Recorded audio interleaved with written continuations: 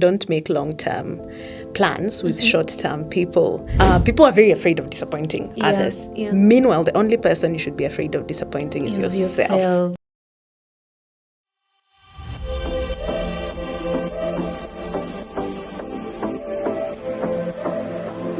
Hello and welcome to the Diary of a Budding Entrepreneur podcast. I'm your host Martha Munyeki, and today I'm super delighted because the episode we're about to have is one I've been looking forward to since I actually started this podcast since season 1. I've been intending to have this guest on the show, and finally we have her. This is a lady, when you mention the word AI, she pops up on your mind. She's an excellent or an expert when it comes to marketing, digital marketing. She's an AI pro. She has been recognized as one of the top 25 in the digital space. She's also among the top 50 most influential women in Kenya. Ladies and gentlemen, the lady I'm talking about is none other than Nyandia Gachago. Hello. Hi. Thank you for having me. It's such an honor to have you. Asante, thank you for having me. Yeah, and I have just described you mostly on your business accolades and such. Yeah. But we can start off by you telling us who you are at the core, the lady behind all that. Yeah, we are so much, I think, beyond who we are, but it's interesting. I'm a mom, which I really take a lot of pride in, and I take a lot of delight and fulfillment from it, and that's okay, because sometimes you get that thing for sini sawa umeolewa ni nini ya kushinda ukituambia, but I really do take pride in the fact that I'm a mom and I'm a partner, and I run a brilliant AI creative agency called Minty Line. I think that's a good foundation. Yes. It wraps everything in between, the business side of it, your personal side of it. And I'm super delighted to I was mainly looking forward to getting your tips. You share a lot of insightful tips thank you. On how we can leverage on AI for our business growth and all that, and also tips on digital marketing, which I feel as a chartered marketer, you're so fluent in that language. It's practicing. We have about a decade of practice time. Let me just remove my sweater. It's okay. And since this is the Diary of a Budding Entrepreneur, even before we get to the technical tips from you, we can get to learn a bit, even if it is in passing, your journey to becoming the business lady you are. You run Minty Lime, and there's Minty Academy. You can tell us what the businesses are about, and then we get to the genesis of your journey. Okay, so I always say this. I'm a product of a lot of failure. I think you have to fail for you to actually achieve something. And sadly, sometimes we really adopt that mindset much later in life. Whereas I think from the get-go, we should be encouraged, even as children, to fail more, just because that's how you learn. But now so many people are shamed at failure, whether it's failing in school, whether it's failing in life. I mean, life is like that. Nobody's life is like this, man, unless you're born in like a palace. Even then, you know what I mean? You must have the ups and downs.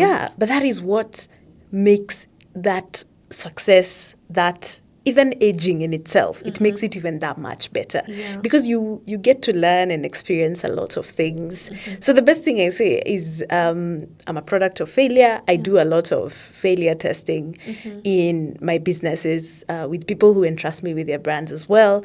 I prefer to first see what fails before I get to the succession, because I feel like the sooner you fail, the cheaper it is. I always say that. So fail quickly so that you can fail cheaply, as opposed to waiting and just the minute you notice it's about to nini, you're just pulling out. No.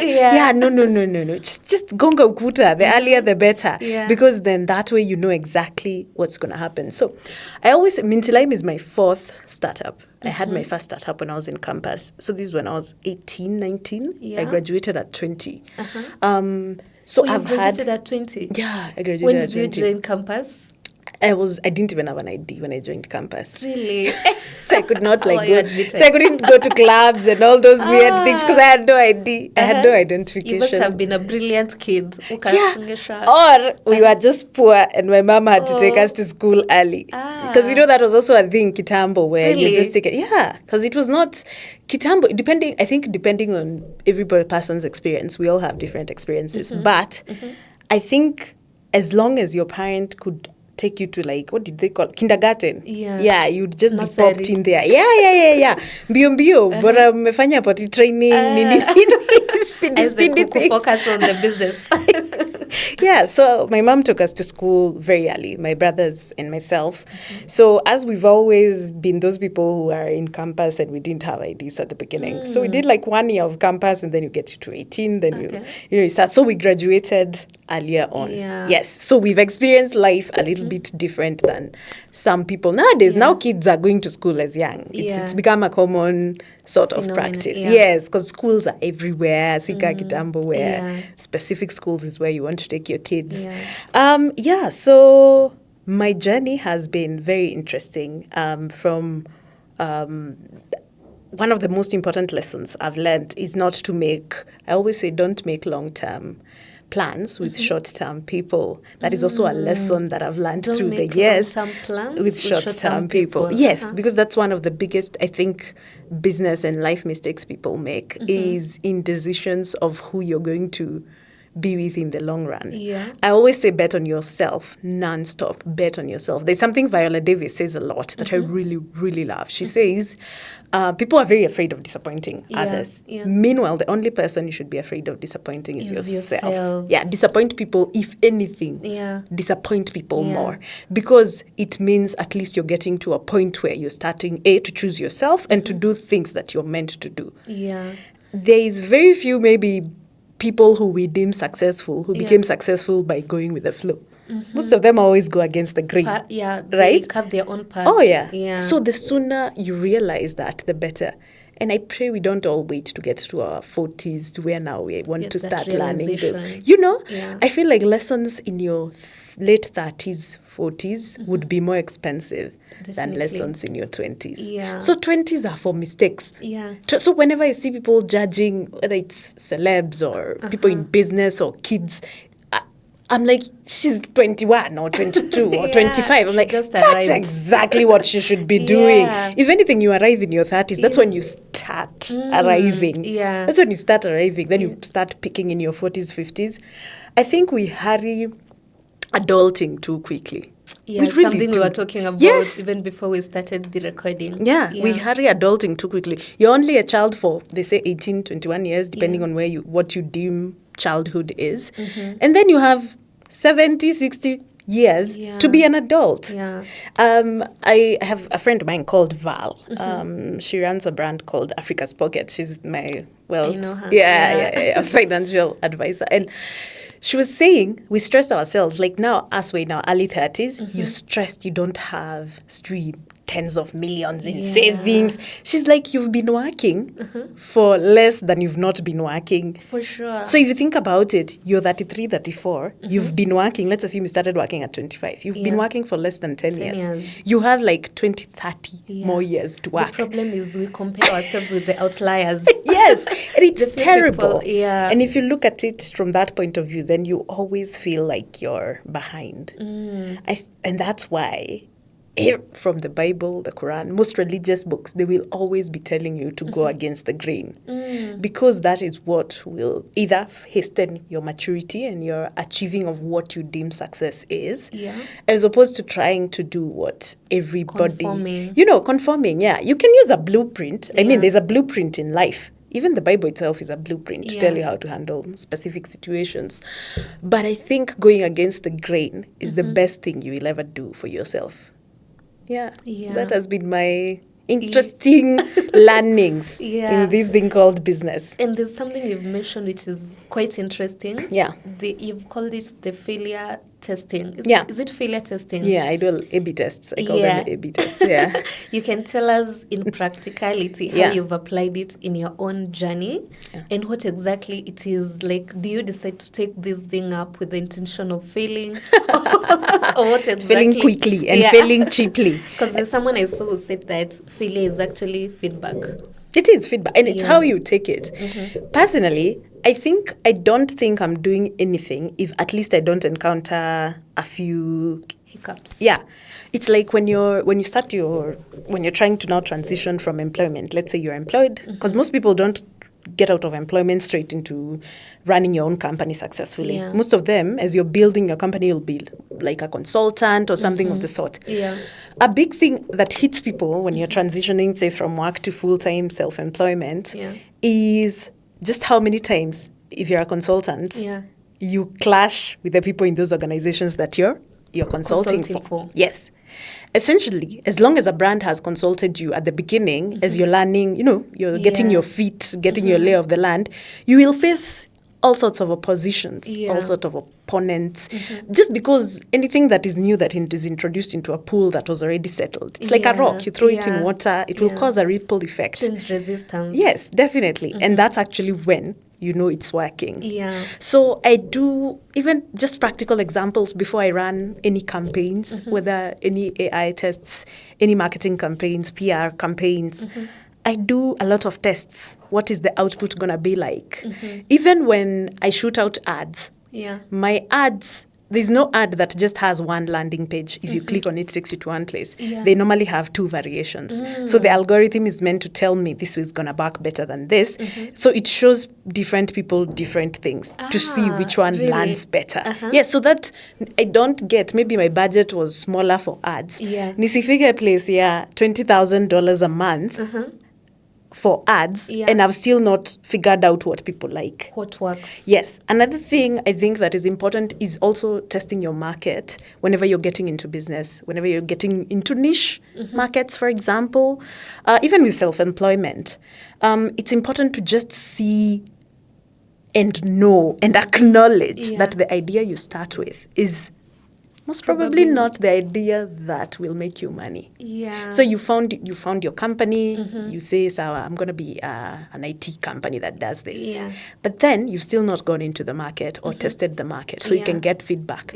So you're solving a problem, because we all start businesses to solve a pain point. You're solving a pain point that is a pain point to you.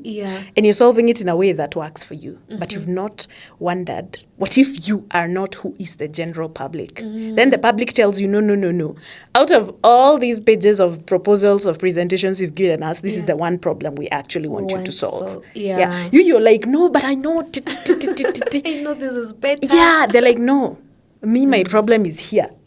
These are the things I've figured out here. So the market will always, at the end of the day, tell you what it's demanding. Dictate. And I think people also have a problem with that, and they normally take it as your business is not landing, people are not accepting your business.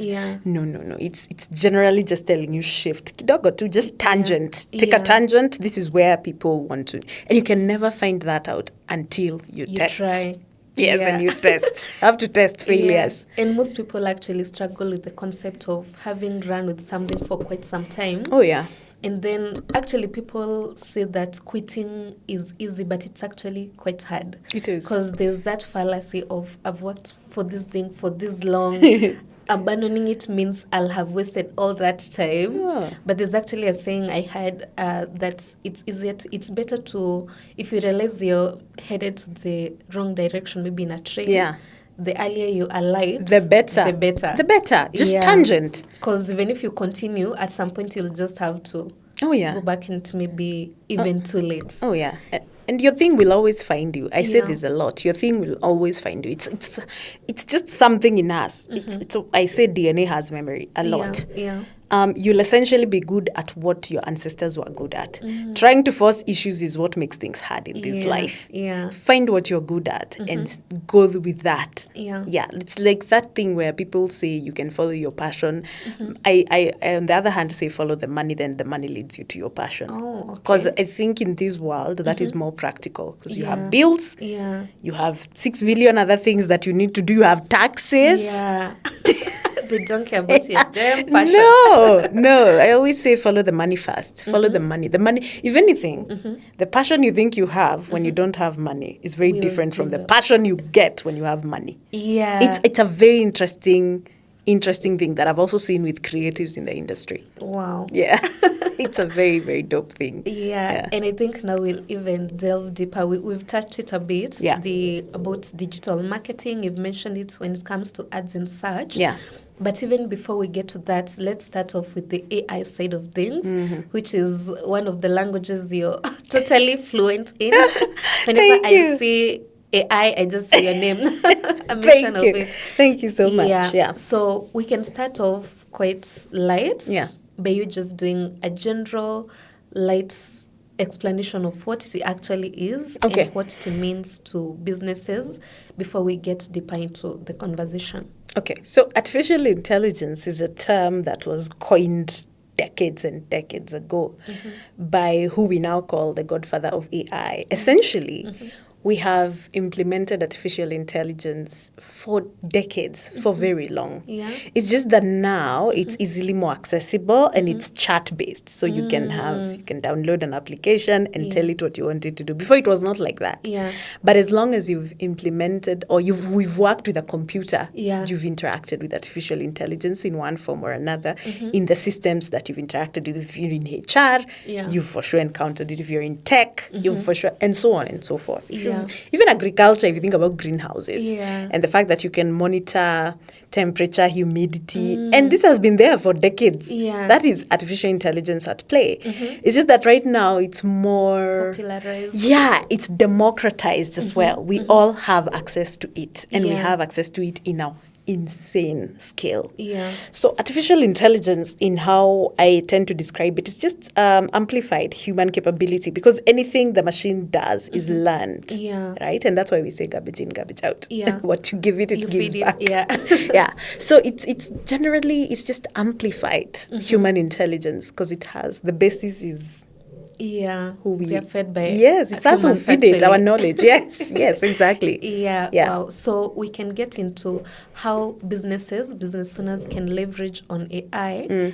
First, we can start off by to reduce the workload in their business. Yes. The demographic that watches this podcast mainly is small and growing entrepreneurs.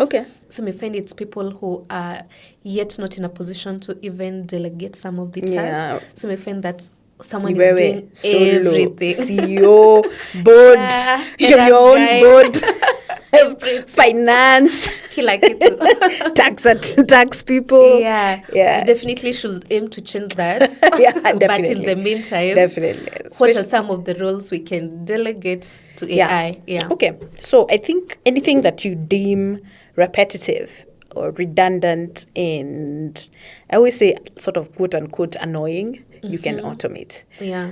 Automation has been there for long. Just an example of automation is the fact that you could schedule emails even before Google had Gemini within Gmail that lets you, write something and it gives you a full email. It could do that, just in a different format.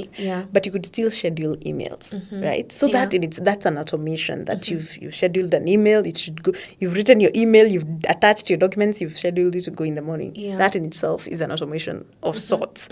So I think anything that is outside of strategy mostly is automatable. I do think it is, if you've trained your tools in the correct way. So if you're an SME and you're struggling in this world of digital, where for sure, as long as you're an entrepreneur, there's a part of your business that has to be online, right? For sure. So I feel like that is the part that you should figure out how to fasten, so you're not spending hours doing a task. Content creation, content calendars, ideation, direction to do with your content, how you should shoot. I even find guys who might be struggling with, what angles do I shoot my content out? If it's this bottle that I'm trying to market, how do I shoot it at? Meanwhile, you could have photographed the bottle, uploaded it in your GPT and asked it for some marketing. How do I shoot these? And this is the phone I have. So maybe you don't have a professional camera, but it's this is the phone I have. What settings can I use to get me something very good? Or if you're able to take a good photo or a good round-up video of it, AI in itself will create the ad for you. It will create the posters for you. It will create your content calendars, and it will schedule for you. The most important bit, I think, people sometimes miss when it comes to AI implementation for brands in general is analytics. at the genesis of it all is understanding know your customer, KYC. Yeah. Is understanding your audience, who they are, where they are, what they are. You know, the W's and the H. Yeah, What, all who, the where, Ws. wow. Yes, all the Yeah. W's and the H. Yeah.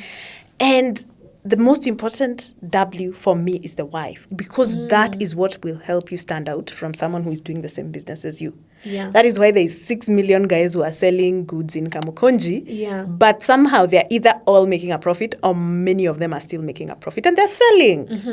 And they're selling. Yeah. Because the why is different from one person to one person. Why Shikoa, his style does something is different from Glape, is different from...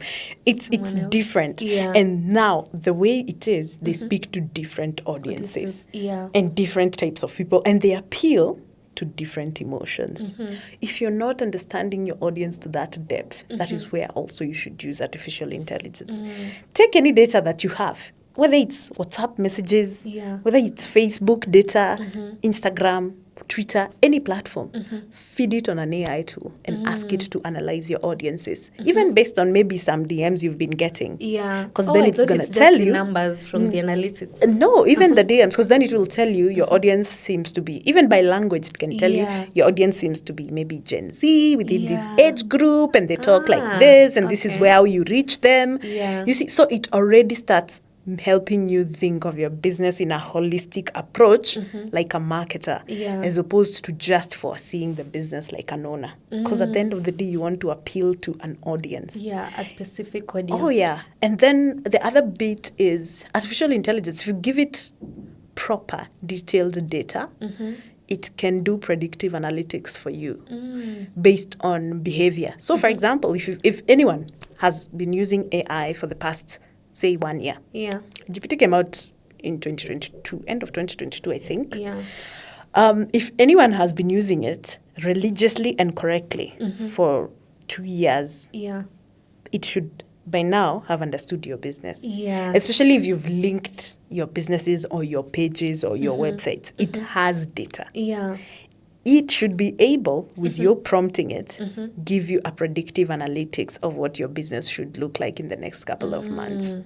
And it may not be 100% correct because, you know, there's factors, there's what we call black swan events. Black swan events are things you couldn't foresee, COVID, typhoons, El Nino, things like that, calamities, which sometimes, you cannot foresee. But it will at least tell you predictably, because Kenya maybe was raining in December, the past 2 Decembers have been raining. Yeah. But prior to that, it used to be very hot in December. If you're in the clothing business, it should be predicting for you in Akwambia. I think you need to pause. Yeah, you need to pause ordering for these things because December is expected to rain based on historical data that I've collected. Yeah. And this is what you should be ordering more of. This is what you should be planting more of. This is what you should be doing on this side. Yeah. That is essentially what AI intrinsically should be used for. Is for historical and predictive analytics using historical data. Yeah. And also now making all these minute tasks automatable. Yeah. So that you can even free up more time for in strategy. Your day. Then you can go think of those high level things Yeah. that you need to understand about your business. Yeah. Because actually I was having a conversation with someone who is very efficient or knowledgeable about the issue of delegation. Yeah. And they emphasize highly on the importance of, as the business owner, you shouldn't be doing the mundane tasks. Yes. Because you get tired. You get tired because you're always shooting, editing, posting, DMs, sijui nini. You don't even have time to think of the strategy. Yeah, you've not even thought 2026 is coming. It's going to be an election year. People are going to be, what do you call it, campaigning. You've not thought, oh God, what are we going to do? Yeah. Just in case this and this. You know, happens. You don't get that opportunity. Because the brain, people think the brain is unlimited. Yeah. I truly do think the brain may not be. limited, but as humans, we are limited in capacity Yeah. in regards to just how much information, for example, you can retain. Process. Yeah, and you can process. So you should make sure anything that is like eating your brain space and it's mundane, itoe. So your brain remains for those, intrinsic things for running your business and your life even. Yeah, definitely. It will even give you like the work-life balance. Oh, yeah. And when you're still in that topic, the topic on AI, you can delve a bit deeper on how specifically, I saw you mentioning that AI as a tool, when you use it, like the free versions, you won't get 100% of what it's for. Yeah, of what you're looking for. Like it won't benefit you as much as the premium versions. Yeah, you can tell us more on what one would expect, the specific perks of having a premium version of it, and if it is advisable for businesses to invest in that even early on in their journey. Okay, so we'll even go with a basic tool which is common to everybody, like GPT. Yes. GPT, you're using, one of the main reasons you're using GPT is to reduce the time it takes you to perform a certain task. Yeah. That is where you will feel the most effect in your business, right? Yeah. But if you're using free GPT, it takes you longer for it to give you responses. Oh, really? Yeah, especially if you're generating images, if you're doing analytics, if you're deploying your agent. I don't even know if agent is available on the free version, but it takes longer to process, and at some point it will tell you you can only renew how many images in the next 2 or 3 hours or whatever. So if you're already using AI to reduce your time period, and the AI you're using is taking you time, then you're not achieving, you will not feel the effect of AI the way somebody else is feeling it. I don't say people should pay for all tools. I think some tools should be, sampling, trial, and so on and so forth. But I do think by now you should know maybe 5-10 tools that work for you in your business, helps you automate tasks, and you actually have identified where you need the most help in. It's like, for example, designers and these guys in video photography not paying for an AI that gives you images. Yeah, because then we are losing the plot. Because then just go and photograph or create the video in a different software. But if you already have access to these AI tools, then just pay for them to do your work quicker. Because even the way the tokens are divided, because AI operates on a token system, you pay, it gives you a certain amount of tokens per month. Oh, that's why, even when you're using the free version, at some point it will tell you that you've depleted. Oh, yeah. You have to use maybe a different version. Yes. Or wait till the next day. Oh, yeah. And also even, what makes it even sometimes problematic is that the free versions are also not very correct on the information they give you. They don't work as hard. As effective. Yes. It's like social media. Social media at the beginning was free. Instagram. There were no ads, by the way, for so long. Facebook never had ads. Now even WhatsApp has ads for the past how many years. But there were no ads. So people just used to use it freely for whatever. But at some point, they introduced ads. And if your business was not advertising on Facebook, you would not get traction. On your page. Oh, yeah. Intentionally, they would suppress. So, your business online has to keep doing an ad or two, una boost kidogo nini, just to make sure that they see that you're putting in some effort so they can give you proper output. It's the same thing with AI. The free versions will only get you so far. But if you're truly intensely wanting to feel the impact of AI in your business, in your life, it's the paid versions that will do that for you, because they are also faster, they cite better, they give you more data sources. There's just a thing about them that's a little bit, it's much, much better than most of the free models. And I've seen you commenting a lot about, or talking a lot about, effective use of AI, whether it comes to prompting it correctly so that it can give you proper output. Proper output. And I've also seen you, I think it's in a different podcast where you are talking about if you're not using English as the language of prompting. Token tax, African token tax. So you can touch a bit on that. First, on how to effectively prompt. Just, I know you cannot get into the nitty-gritties. Yeah, but without a generally- practical session. Without a practical session. Yeah. Okay. But you can touch generally and also touch a bit on that token taxation issue. Yeah. Yeah. So there's something we call the structure of a prompt. It's like the genetic structure of a prompt. Yeah. There's a way prompting should be done. And I think because we started being super conversational with AI from the get-go, the minute they released GPT, Yeah. we Personal didn't even therapist. we didn't keep, and financial analysts, Yeah. we didn't keep proper tabs of any time Google was releasing documents or Microsoft or OpenAI telling us, for you to get better output, this is what you need to do. So with that all, they created structure of a prompt. So from the beginning, the middle, and the end, that enables your prompt to be super effective. Why you will see most people who are very good at prompting will begin with act as an engineer with 10 years of experience in this engineering in a firm in Nairobi. They will get hyper-specific. Yeah. They will then give it a background on the task and be very specific on the task. And then on the task and all that. So it's I think it just got lost because we could ramble. First of all, GPT, the phone one, you can even talk to it, right? And then it has a conversation back. But at the end of the day, there is a structure of a prompt. Even better, there are prompt optimizers. GPT has an inbuilt prompt optimizer. You can use other tools to prompt optimize. So you can tell it, this is my prompt, draft me a content calendar for October for my business that does this and this, based in Nairobi. Then you tell it, optimize this prompt in detail. Then it will give you a long, detailed prompt. Yeah. In the way that it understands the structure of a prompt. But other than that, you also have prompt optimizers, like Prompt Genie. Yeah. There are others as well, where you just tell it, this is the prompt I need. Then it generates for you automatically based on that foundational knowledge and structure that's released by these companies. Another thing is that when it comes to also prompting, it's good to not presume. And always check for the sources that it's citing. Yeah. There's a case currently, I don't know if it's finished, but it was ongoing in Australia where one of the biggest data firms was sued by the government for citing a fake ruling, a fake by judge's ruling. Oh, Yeah. and it's one of the biggest world data firms, biggest Fortune Yeah. 500 companies. Wow.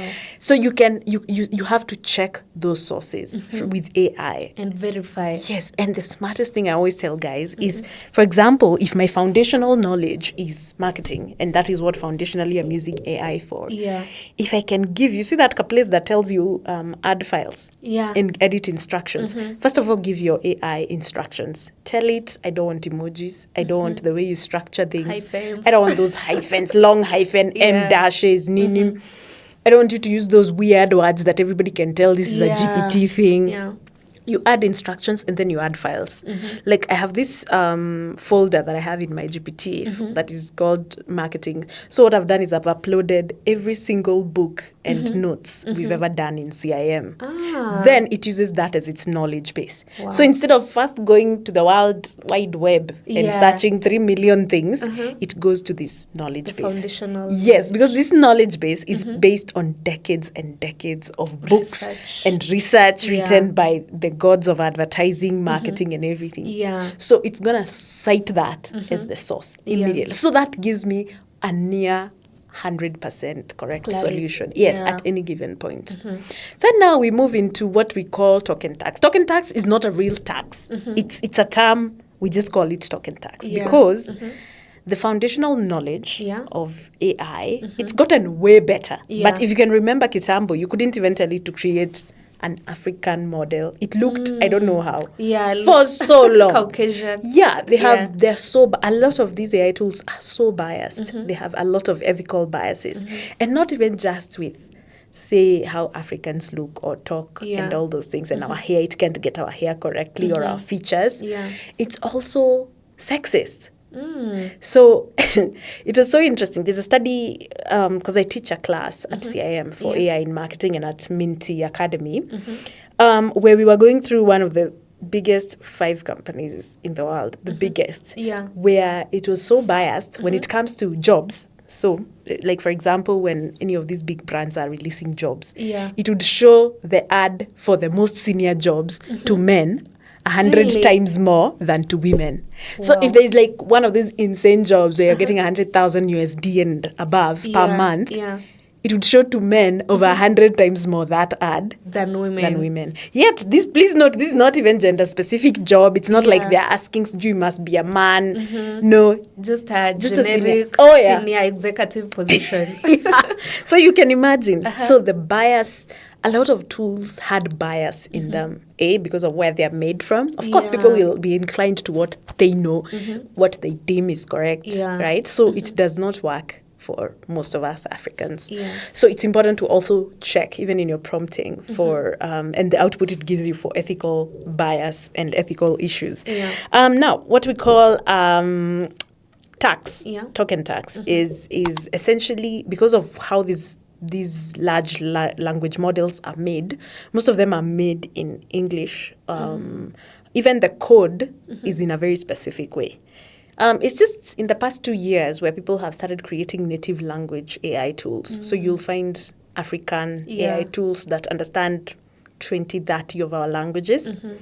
But it was mostly all English, yeah, right? yeah. So because of this, because that is easy for it to give output to, anything it deems not English. If it's Yeah. Swahili and it feels it has to work a little harder, Yeah. it would use more tokens, which is sad because that means the tokens that you're paying for, if you're the tokens, even not paying for, the ones that it renews and it gives you every day, Yeah.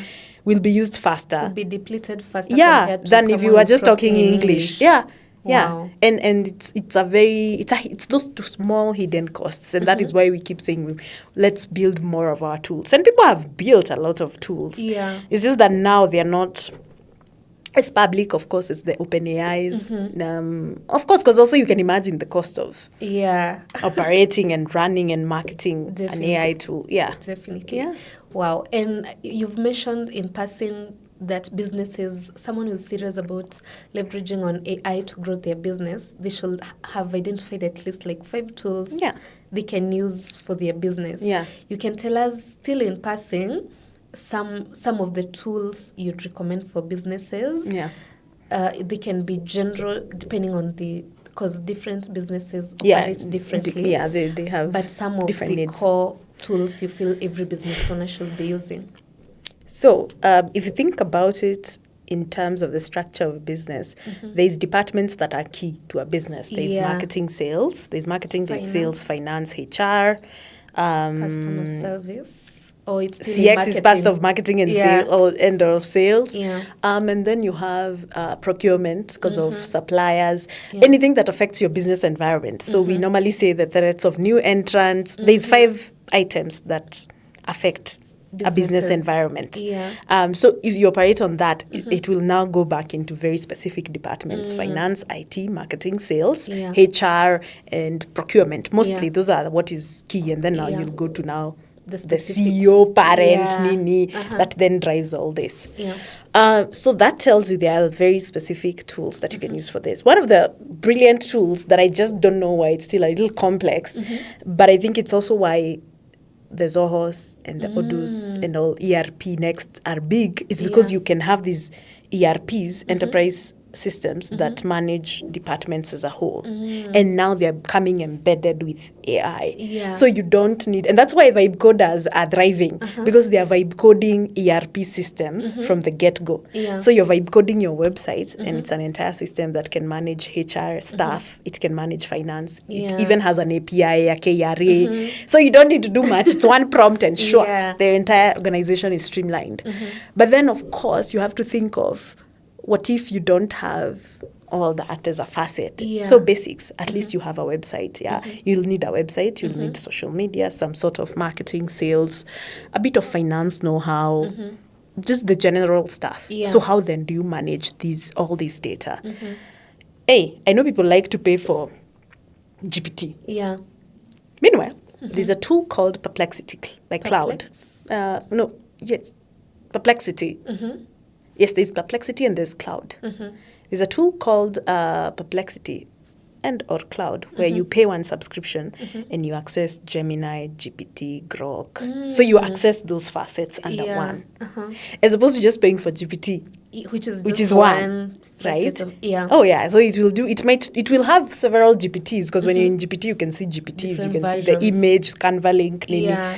but then there is this one that houses many of them in one. Yeah. It's a tool by itself, but it houses many things. Yeah. That is one of the reasons why I really love Perplexity. Perplexity has also been proven to be the closest to Google Chrome. So in terms of SEO, like a content, search engine. yes, that's why they were trying to buy actually Chrome, which is funny. So you'll find they're the closest if you want, say, your website to rank or your content to rank. So if I go on my Instagram and I'm looking for high heels in Nairobi, because you know that's how search works, ranking. Yeah. You want your pages to be among the first. If I go on Google, look for the same thing, you want your company to be in page 1 of Google. SEO is something definitely you should use AI for, because it can guide you. At the end of the day, we are hoping you make money to the point where you can have a human SEO specialist who then uses these tools to optimize. Yes, but then for you to get that search engine optimization properly, as someone who is solo or it's just 2 or 3 of you running that organization, AI comes in handy. But Perplexity is a tool that has many things. Perplexity, Manus, one of the best generative AI tools I've interacted with, not even GPT. It's Manus, Google, anything Google, because Google has like hundreds of tools in one. So you have Perplexity, Manus, and Google, Gemini. If you can afford to pay for Google as Google Workspace, so it gives you access to creating videos, images, coding, websites, brand guides. Like, it has one tool that can do almost everything in business. That is the one I always tell guys. That's a good foundation. Yes. Yeah. And still under that umbrella, you can be able to even perform other tasks. Oh, yeah. There's a certain tool you had highlighted that is very good in generating like presentations. Oh, yeah, Gamma. That's called Gamma as well. So if you're key in reports, if your business needs reports, Gamma is very good for that. If you're like more on the data side of things, Napkin is good, because Napkin, you'll give it a paragraph or a whole book and it will create infographics from your book. And we all know the headache that is data analysis. So it's normally chef's kiss. Definitely. Yeah. And I had seen a conversation going on how over usage of AI will have like some form of environmental repercussions. Already. Yeah. There's so to run these servers, like OpenAI servers are in a specific state in the US. To run those servers, because of how hot they get, water is needed, right? And a lot of electricity to power those servers. So that whole area, the entire state is suffering with either water shortages or bad water and electricity shorts. Like, it's having adverse reactions. Effects. Yes. And that is why I think NVIDIA, I don't know if you know the chip company, the tech company NVIDIA. I think it's the most valuable company right now in the world. I think it's valued at 5 trillion USD. That's why NVIDIA, I think they're saying they want to build, I don't know if they're saying they want to build data centers in space, something like that. Because if we go the way we are going without any sort of regulations and environmental, factors being factored in, we might have environmental calamities. Definitely. Because those servers are no joke. And that's why you're also seeing companies like Microsoft, they're coming to set up data centers in Kenya and so on and so forth. Because of such things. Wow, which is really understandable. And I completely. don't even know what we can do at a personal level. You may not be able to... Stop telling GPT hello and good morning. That uses so much power. It uses so much power. There's even a guy I think there was a mathematics thing. We'll look at it later, but it was talking about just how much power it takes for GPT to greet you back. Really? Then you tell it's the most... but it uses a lot of power. Like, too much. Not even the power that you use maybe in a month. way more than that. Just like to say casual hi back. greetings. Yeah, just casual small Sometimes talk. Sometimes it's actually really unnecessary conversations. Actually, they just proved bored. it also proved that Uh-huh. it essentially will not give you better answers because Yeah. you're courteous to it. Because we used to think that for so long that if But it they feels nice, no, Yeah. it was Actually, disapproved. I still believe that. Because there's sometimes I've tried like prompting it without Yeah. saying hello. Yeah. And it tells me that you can't find that conversation. But when it starts with hello, It's like, okay, Sawa, she's Sawa, being we can nice. talk. But then, didn't you see that the people who get the best output of GPT are people who gaslight it? yeah. You saw that. Yeah. You think a gaslighter is going to greet it? We And jump yet, right into it. Yeah. And then you're gaslighting it, insulting it, telling Yeah. it, why is it stupid and foolish? Yeah. You're like, oh my God. And I think they're also It's so built to- depraved. Yeah. That is such a depraved way to approach anything. But you can Yeah. imagine, those are the people who get the most, they were saying it gives The you the best best output. Yeah, output. by gaslighting it, which is Yeah. wild. And I think they're also like built in a way to try and make you feel good. Yes. Actually, 'Cause, yeah. it reacts to whatever it perceives you want to feel. hear. So, yes, and to hear. So, if you're asking, say, a question about herbs, like maybe you're asking, is garlic or turmeric Good for some cure cancer, for Yeah. example? The tone in which you ask, it will tell you the answer it thinks you want to hear. Yeah. So if you're asking it from my grandma, I've heard that cancer can be cured by turmeric. So it will answer you in a positive way. Now it will give you studies that support that. Yeah. But if you go with an aggression for why is it that stupid people think that then it will guide you. It will give you data Yeah. towards that. So it's which I feel is problematic. perceptive. Yes, it's very because it also presumes a lot. That is why I think the gaslighters Yeah. work Yeah. because they try to show it that it's foolish, so it needs to think extra and Yeah. use more data sources that are factual. They challenge it a lot. So then with that challenge, it's able to perform better. It's also why, to some degree, I think Grok is among the good performing AI tools because Elon Musk allows Grok to run free sometimes, which is dangerous as well. Run free meaning? I don't think Elon puts too many measures in management of Grok. Yeah. OpenAI, there are things it can do. There are others it will have to think a little. They have a little bit stringent rules. So, for example, if you're in skincare Yeah. and you're trying to get a model to model, like maybe when they're holding like a skincare A drop. serum, Yeah, and you're trying to simulate like the way women after showering with your towel, you're trying to do your Yeah. face routine. It will first refuse for a couple of times because it terms that as maybe nudity because of you get it will, so it's you to find a way to make it work. Okay. OpenAI does that immediately. Not OpenAI, what do you call it? Grok. Yeah. Remember Grok runs free to where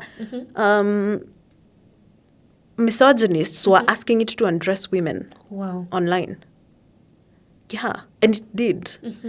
It did, and that was so problematic. So they had, I think, to shut it down for like a couple of hours, and then it resumed. Yeah. Then it went rogue again. Yeah. It started calling itself some form of Hitler. Yeah. So I think because of how Grok is allowed to learn by itself, this is what I think. It's able to be a little bit more factual than many other tools. Yeah. But then it's also very dangerous because it started a whole racist Yeah. rant It on doesn't Twitter. have the like ethical considerations. No. So it just operates on zeros and ones. Then have feelings. Yeah. It's just whatevs. So whatever it thinks it's funny Yeah. to eat. Yeah. But I think something that has also worked for me is when I'm prompting, telling if it is GPT or whatever, telling it, don't try to to please me, be as cutthroat. So those are the instructions I've put on my GPT. I don't know if I can show here. So when you're adding instructions in how, not even just my GPT, how I want it to answer. Yeah. So when I create my folders for GPT, so you can see I have multiple folders on GPT because it helps me. Yes, because then it helps me better output. It can track conversations easier. Yeah. So you can see, like here in my folder called Nyandia, I have very specific instructions. So no emojis, do not gas me up, ask questions for clarity, no traces of AI, no M dashes, no redundancies. I've given it even the words. I don't want to see accordingly, additionally, arguably, certainly, consequently. Yeah. I don't want AI cliches, buzzwords, emojis, asterisks. I don't want it. So And I it put applies that. to all. So it puts it in the folder. So this is my personal folder. It's a little more stringent. Yeah. If you go to a client folder, it will be very different. It's very structured. The way their brand book dictates, the way they want the tone. So it's important to give your GPT instructions. Then that way it avoids too many cliches. Yeah, and you've touched on a very important point about tone, because you talk a lot about branding, and tone is a major aspect of that. Oh, yeah. Because I've realized now, if you go through, even on LinkedIn, if you go through like a couple of posts from people, you can feel like they're sounding sort of the same. Oh, and it's because they're all using the same. Yeah. First of all, tools for running the AC has prompts. gone up. Yeah. So I don't know what you would advise business owners. Yeah. Well, still, because we still want to use and you still want to be AI visible. Tools and visible, but to have your own like voice without sounding artificial. Yeah. Key, of course, is what we've said. Always give instruction, create folders. If you even want, first of all, do not put the same message you put on Instagram to LinkedIn to TikTok to different audiences. Different audiences, different algorithms as well. Different. Keywords pale might be a little different with keywords here. Just a little. Maybe it's in the key phrasing, it's in the tone. You know, it's in the words it chooses, the acronyms, the synonyms. It's different. I always say, Kitambo, that could pass. We didn't have this time. You know, and all these tools. So you could copy paste from here to there to there to there. Now, no. LinkedIn has to be a different way. So what I would do is I'd create folders for brands. And then under these folders, I would create specific chats, like a LinkedIn one, a Facebook one, a Twitter one, an Inni one. Because you see, even the Twitter one, we'll keep it to a certain limit of words or threads. Instagram, the same. It knows. And then you give it a knowledge base of what it deems the algorithm for Instagram to be. What your voice is on Instagram versus what your voice on LinkedIn is. Because it's different. Oh, yeah, completely. The other thing also is the fact that people use a general tool for content, but there's tools for content. Specifically for copy.io, Jasper, those are specific to content. So they understand channels. They understand these social media channels. GPT will understand, but you will have to give it a lot of context, or Gemini, or Manus, or Perplexity, or Cloud, Anthropic. You have to give it context. So it has to have like a knowledge base somewhere. And you'll have had to have so many conversations with it. But if you don't have all this time, use tools that are made for content. The same way there are tools that are for voice. Meanwhile, right now, Google has because Google is so big, it's such a big brand. They have tools for everything, for fashion, for music, for voice, for Nini. But we all know if you want to do voice AI, you go to 11 labs. But Google still has something. If you want music, you go to, I'm trying to remember, is it Suno, something like that. But then Google still has something like that. So I think the important part is you sample. You sample and see, first of all, how they work. Then, if you are very niched, go to tools that are in your niche. It's like guys who use GPT for research. Yet there's AI like Research Rabbit. Perplexity is based on research. DeepSeek is based on research. Manus is based on research. It's not the same way that GPT will research. It's not, because these ones are foundationally made to research. That is the general basis of them. And that's such a profound lesson. Because what you're explaining is like how someone would employ a generalist in their business. Want a marketer. Then your marketer has to shoot videos, shoot podcasts, edit sound. So imagine, that is what I find out. Can you imagine telling your marketer, no, so you understand finance. You fanya tu hapa na hapa, you balance. As opposed to hiring specialists. The generalist can do but it will be the bare minimum. Kabisa. But not having the specialist. It's better. Same with the tools. It's same. That is actually something that personally I'll implement. I'm among those people we're talking about. Go to specific tools will be interesting. And I know because GPT is also very visually appealing. It's easy. Yeah. Just easy. The graphic user interface is very easy. So you go to tools like Perplexity or Cloud, it's not too different, but it's not the same. So you're like, you see, it's like TikTok. You see, TikTok has rewired us into short form content. Yeah. So now you have sitting through like a 45-minute video or a 2-hour movie is work. Span. Yeah, it's work. So the same, just be open, because at first you're like, okay, this is not working for me. But stick it through. Within like 2-3 weeks, oh my gosh, you notice the difference in everything when you are able to diversify into other tools as well. Yeah. And what's your take on their Microsoft Copilot? Microsoft was the first one to actually create an... yes, was it? Yes, it was. Microsoft Copilot was the first agentic AI to be released. There was nothing like it. Now there is multiple. Yeah. You can do it on Notion, Zapier, Make.com, N8N. You can automate. But Microsoft Copilot was created 2-3 years ago, such that if you have a, what do you call it, Microsoft Teams, Teams meeting, and maybe your boss or someone in the meeting gives you an instruction, when that meeting ends, it sends you notes, and if you even give it permission, it will ask you, so and so requested for a presentation on this. Can I go ahead and create the presentation for you based on the notes we picked in? Like, it would automate the process.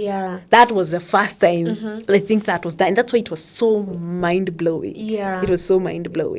But Copilot, if you're in the Microsoft world, because sometimes people are in Google Workspace ecosystem, others are on Zoho, others are... But if you're on the Microsoft ecosystem, it makes no sense for you to not use Copilot. It is brilliant. And now I think we can weave into now digital marketing. Okay. But before we get to that, you can just touch a bit on the intersection between AI and digital marketing. Okay. And how the two work together to give you the results you need before now we get deep into digital marketing. Okay. So AI, I think for me, the reason why it's very synonymous with marketing as a whole, marketing, PR, and branding, is because that is what I practice. I tell guys a big part of why people get frustrated with AI tools is because you're trying AI for everything. I don't vibe code anymore.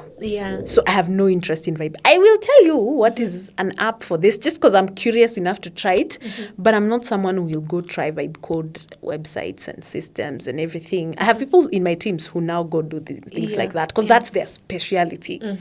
I always say every tool needs a tool master.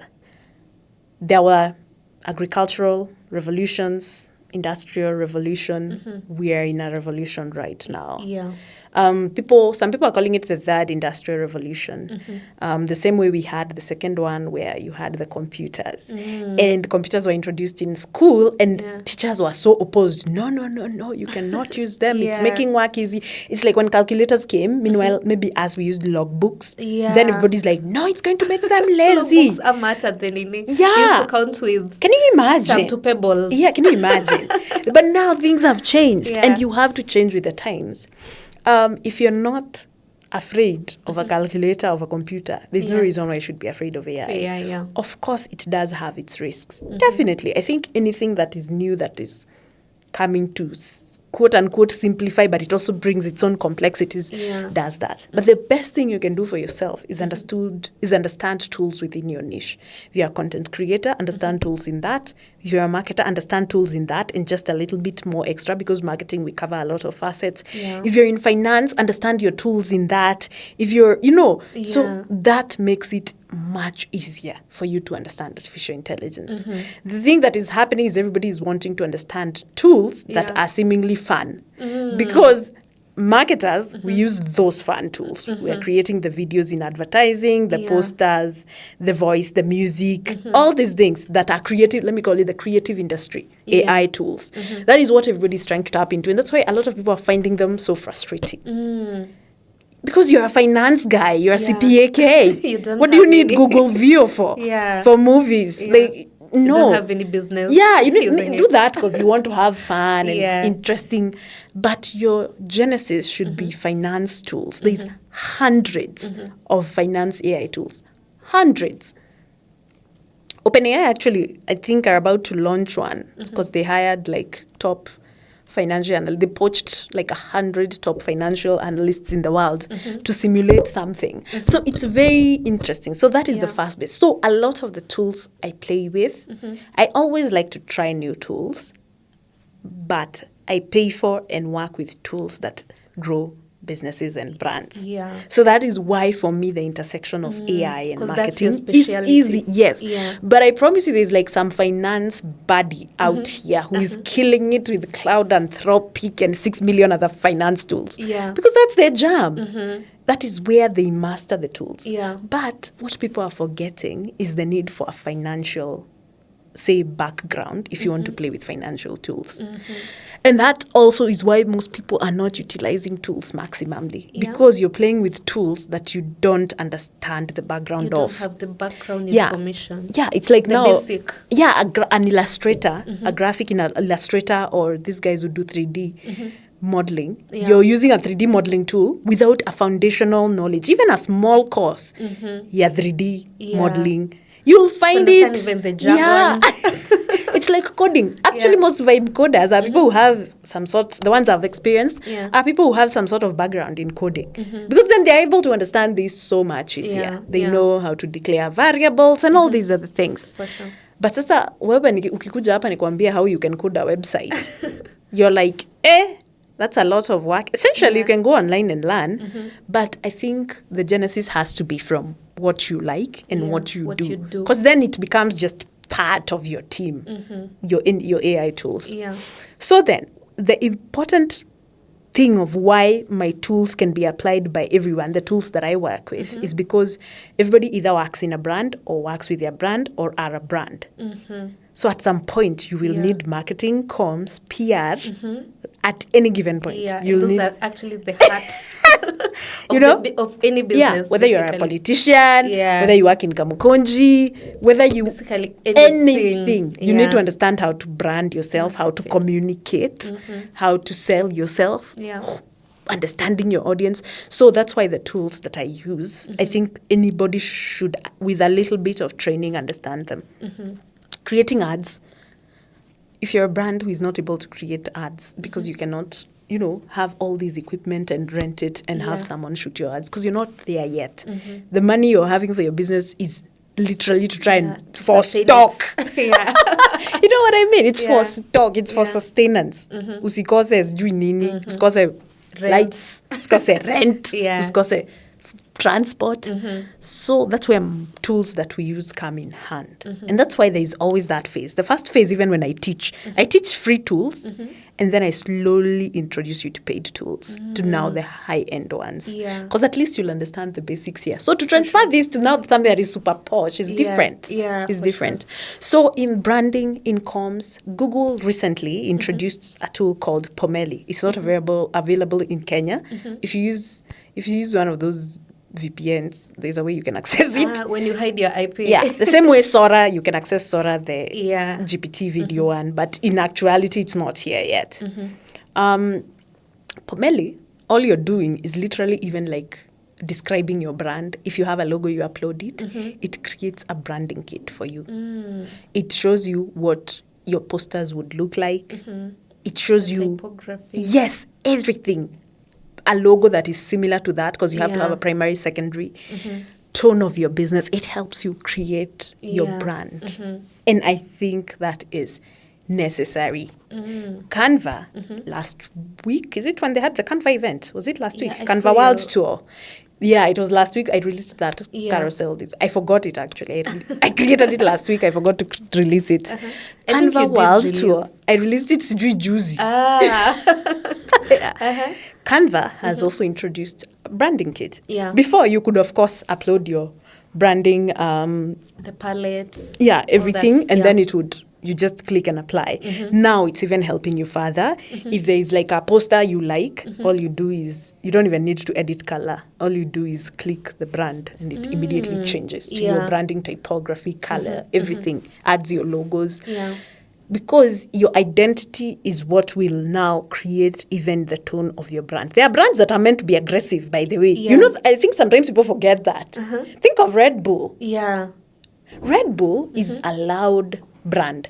It's a brand that can be aggressive because, they're in those types of crazy spots where guys are jumping from mountains and things like that. Yeah.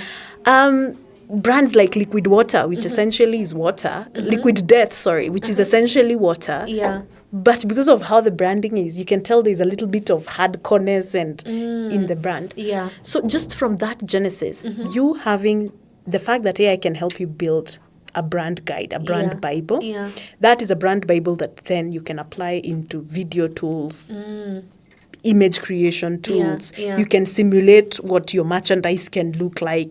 That's where it comes into application. Wow. Then using also things like you get this every time everybody's like, I've never ran an ad and I'm boosting. I'm like, don't ever boost ads. That will not give you what you need. Yeah. You have to go to Meta Ad Center and run an ad, for example. That you can simulate that on, say, Ad Creative, Pencil.ai, and it will show you what your ad looks like. Same to this new Google Before you tool even called run it. Pomeli. Oh, yeah. Yeah. It creates it for you and it shows you what's going to look like on Facebook, on Instagram, on Google Ads, on Nini. different interfaces. Oh, yeah. Yeah. So that is where the actual beauty of AI you feel in marketing. These things. And then strategy. Yeah. Because you have the general idea, but then you're trying to figure out how do I execute it in the most efficient cheap way possible even. Yeah. AI, you just tell it this, what, and that's where the ramblings come in. The fact that you can talk to your GPT, you tell it, I'm thinking of this, what do you think? Just have that sort of teammate conversation. Yeah. It helps in that way. Wow. Yeah. I think that has been very value-packed. Yeah, thank you. And we can clearly understand and are convinced Yeah. that AI is here for us, not and it's here to against us. stay also. Yeah. It's itaenda mahali. So we need to embrace it. We do. We can get now a bit deeper into the whole aspect of digital marketing. Okay. You've experienced or experimented with different platforms, be it Instagram, Facebook, TikTok, and LinkedIn. In your experience, what would you say each platform is best at when it comes to digital marketing? Because I know they serve different roles. Yeah. Yeah. Okay. So I think the genesis of the platforms is actually, I look at it the other way. What is your brand? Who is your customer? Your customer tells you where you need to be. Ah, okay. So while these platforms are free to be on, yeah. it doesn't mean you need to be on all of them. If what I sell is, what do you call these cowboy hats? You know those cowboy hats for Kikuyu night.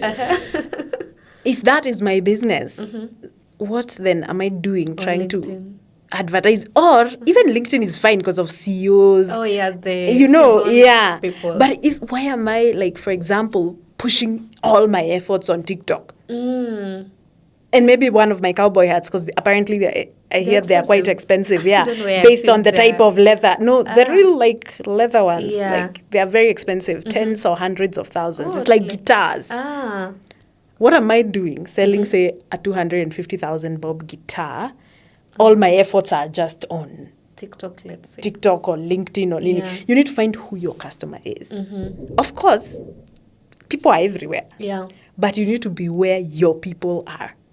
If you're B2B, of course, you have to be Google, LinkedIn, what we call programmatic ads, the ads that follow you. Yeah. If you're B2C, business to customer, you want to go to where the people are. If you're catering to a certain age, a younger age demographic, who are more so into video content, then you go to where the video platforms are. Yeah. Right? Yeah. If you're catering to writers or readers of this world, you want to create more carousels and visual looking things because them, they like reading. They don't care for the noise and all those things. Yeah. So understanding your customer will be the genesis of the platforms that you go to. You can be on all platforms. Yeah. It's free. Yeah.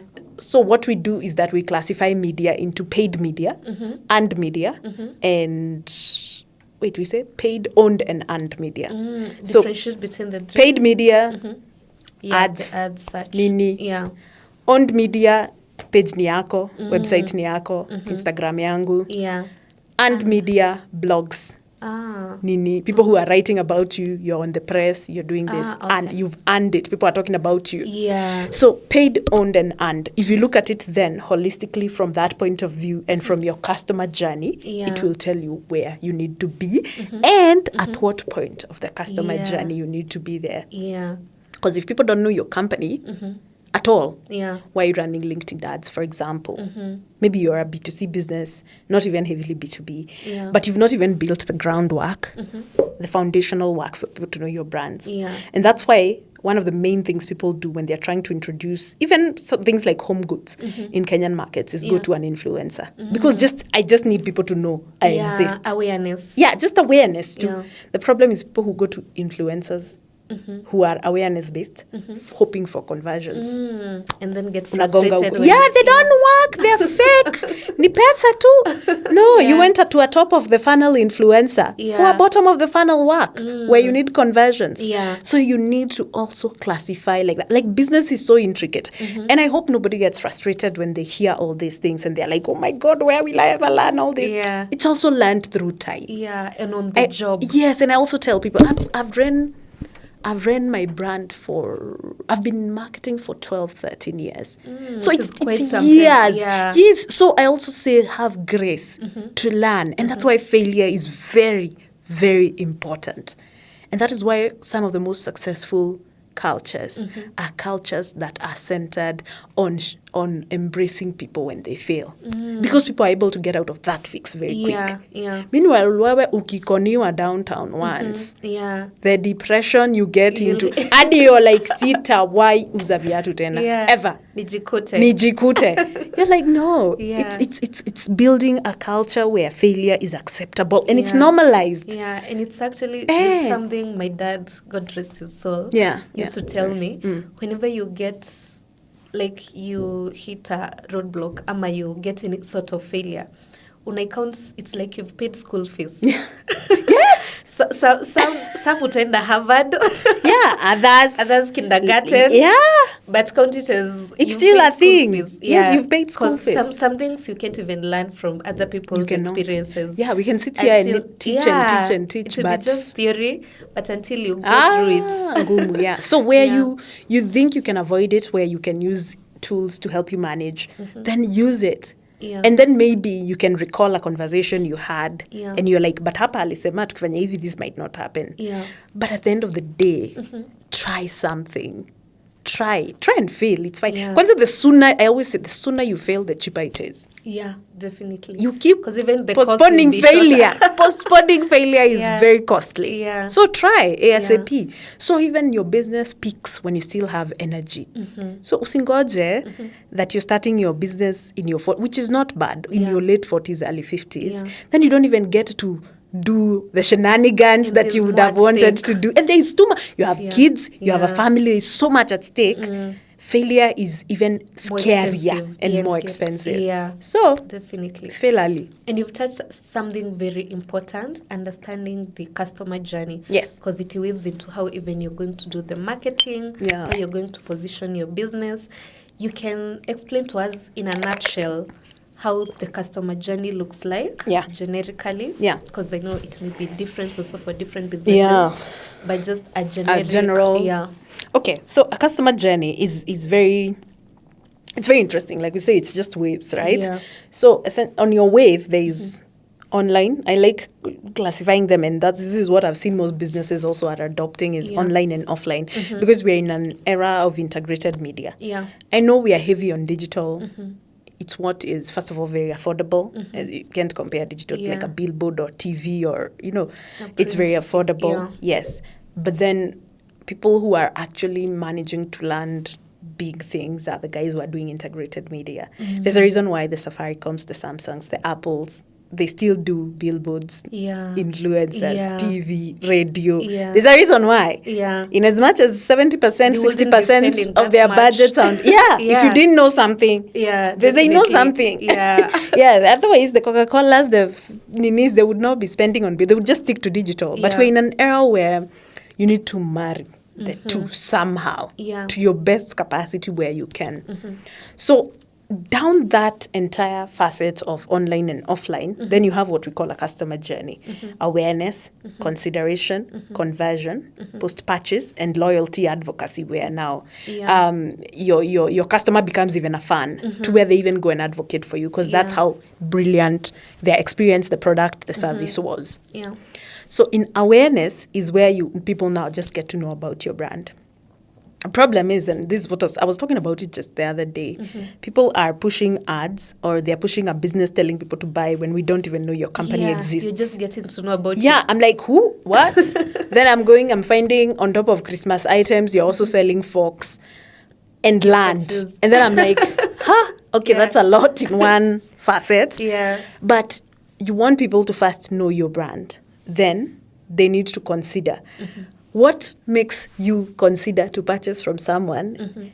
If you go to a clothing store like Icon online, and the first thing they tell you when you click on your website is subscribe to the newsletter.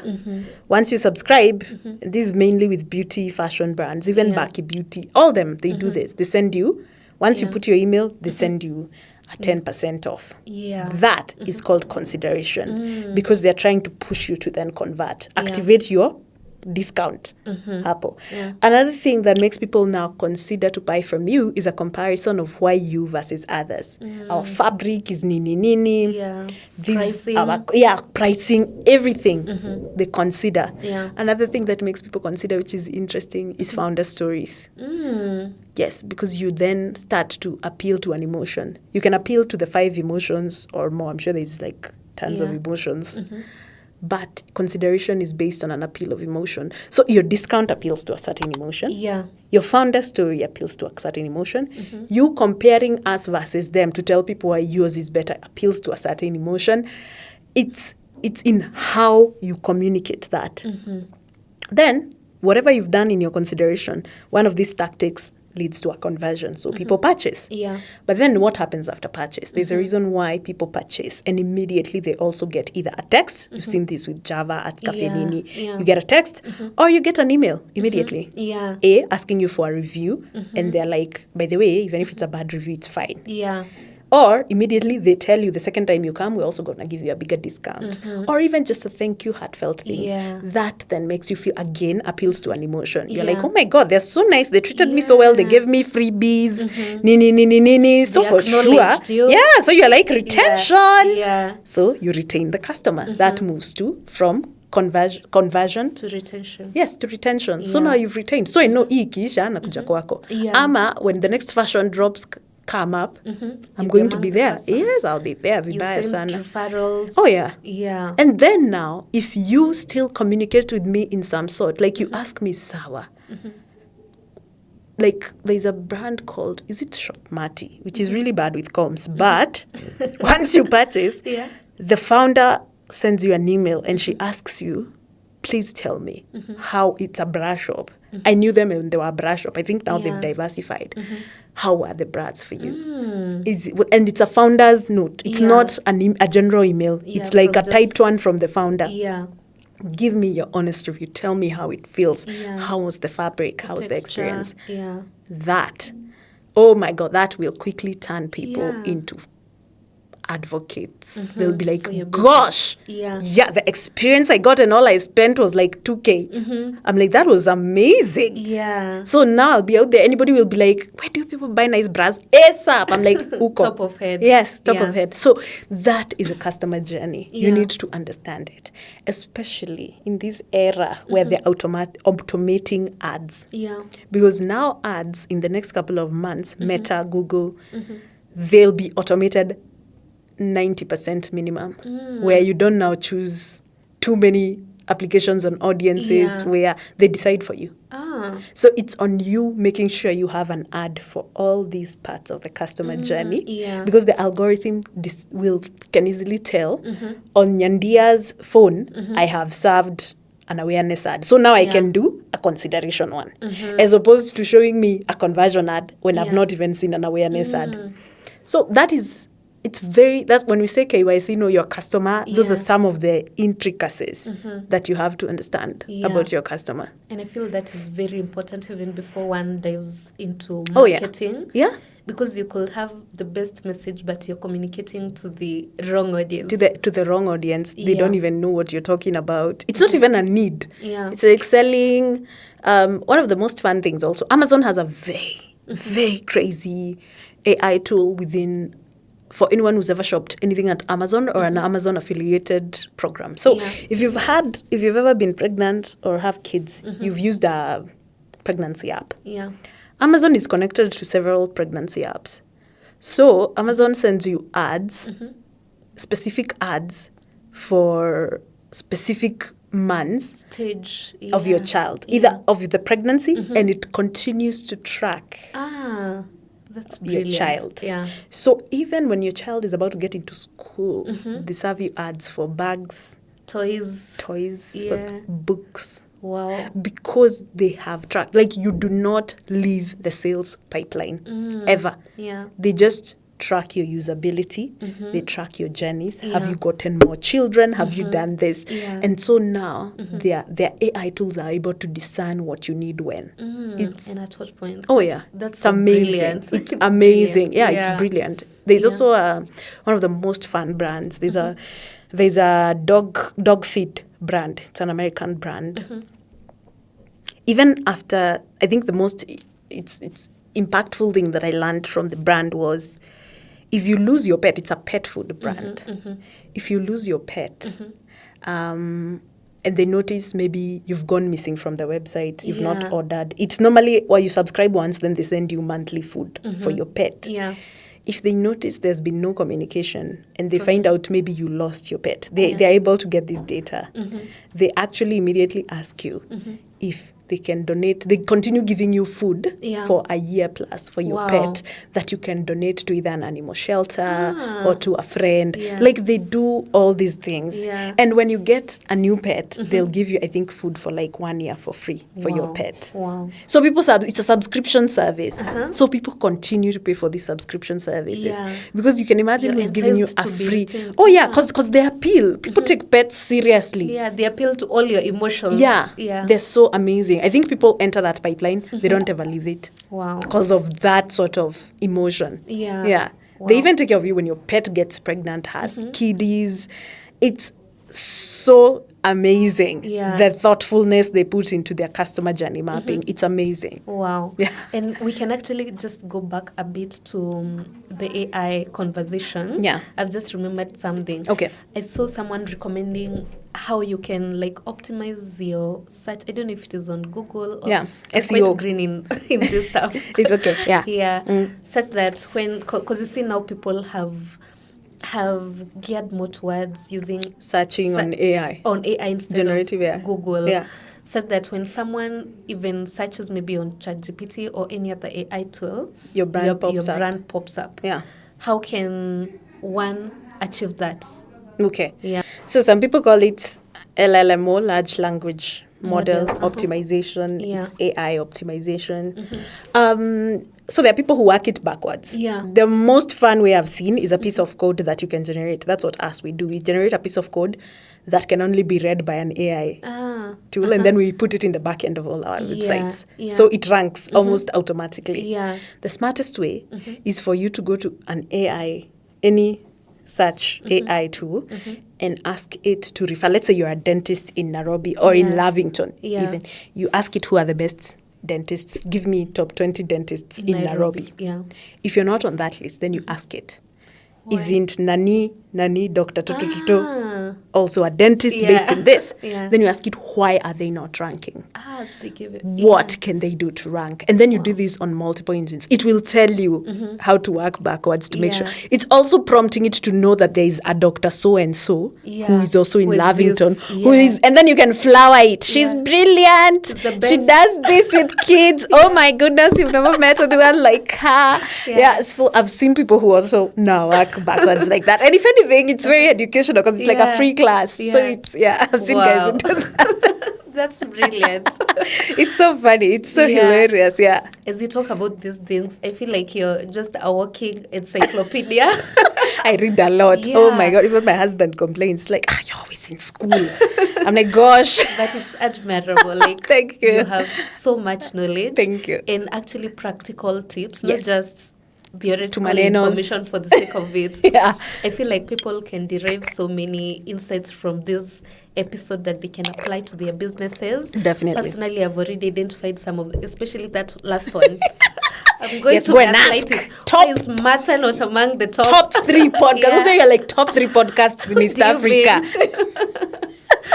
Wow. Yeah. Thank you so much, Asante. Nyandia. Thank you for having me. I look forward to coming back. This was Definitely. I'll this have was you a lot back. of fun. Yeah. I was Asante actually sana. even looking forward to delve deeper into your journey. Yeah. But due to time constraints, Yeah. we focused more on the technical side of it, which The I work really stuff. enjoyed. Asante. I was a bit jittery when I was preparing for this because I was like, I know nothing. That's why I came and we started a conversation. Yeah. Because it also helps you To warm up. relax, and also Yeah. you understand to some degree the type of person I You am. are. You're like, okay, so she understands this and this and this. Yeah. Okay, we can go here and here. And you're very warm. Thank you. Thank you so much. Thank you so much. Asante. Yeah, and as we wrap up, you can plug us to where people can find you. Okay. And anything else you'd want to mention. Okay, Yeah. so I'm on LinkedIn, I'm on TikTok, Instagram. My website is mintylime.co.ke. Nyandia Gachago, ACIM. You will find me on multiple platforms. I think I'm just an educational Yeah. sort of creator, so you learn a lot. I'm like your online teacher with a Yeah. nose ring. So The most unconventional. the most unconventional teacher. Yeah, And but mom. we love her. Thank you so much. Asante. Yeah. Thank you for having me. Thank you so much, Asante. even for honoring the invite. I know Thank you you. have tight schedules and Yeah, all, it- and this still was fun, yeah. making time for this. Asante. I don't take it for granted. Thank you. And thank you so much to our listeners and viewers for watching up to this part. We are available on YouTube, Spotify, and Apple Podcasts. I hope you enjoyed the episode. Personally, I did. And as usual, kindly pick at least one thing you're Yeah. willing to implement in your business. Don't just consume the information for the sake of having it and just another podcast on your watched list. Yes. Make sure you implement something. Yeah. Thank you so much. And thank you so much to even the Creative Hub Economy for providing us with this creative space to produce this episode. You've seen that the quality is good. We have great lighting, sound, everything. We are grateful to them for that, and also for the mission they have of pushing for gender equality and equity, such a noble cause. So special shout out to them for that. And a special shout out to Triple M Consortium, which is actually the business or the businesses that put bread and butter on my table, because this podcast is purely a passion project. So it will be so great if you supported me in my other businesses, one being Triple M Suits, where we offer furnished apartments across the country, be it in the coastal region, Nairobi, Embu, Nakuru, name it, where your go-to persons. And also, I'm an expert or a licensed insurance advisor in the country. So for any expert guidance, you can reach out to me. I'll provide all the details in the description box, and I look forward to helping you and to serving you. Until next time, bye-bye.